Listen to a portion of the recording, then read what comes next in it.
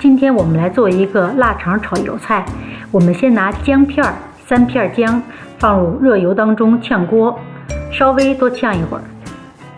出香味以后，我们放入这个洗好的小油菜，最好用这种 baby 油菜，这个是更好吃，越小一点的越好，小颗的越好。然后呢，我们煸炒1分钟左右，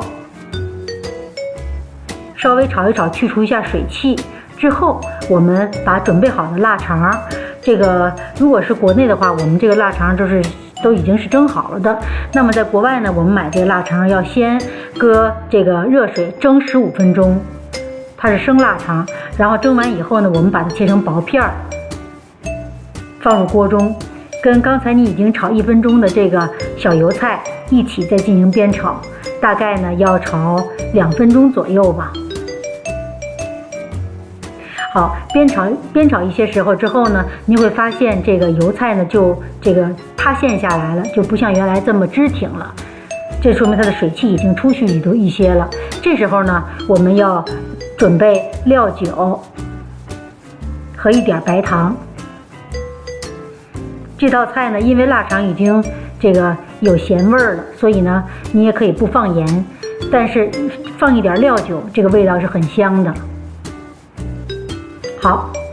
煸炒差不多2分钟的时候，这时候我们准备料酒，稍微倒一点点就可以了，它起到一个提鲜，这油菜的味道就出来了，这个显现出来更好吃。好了，我们倒一点料酒之后呢，再加一点点白糖，然后不断的翻炒，点一点白糖之后呢，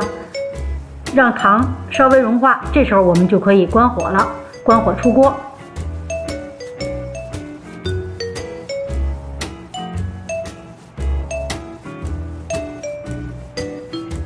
好，然后盛到碟子里就可以享用了。好了，谢谢您的收看，我们下期再见。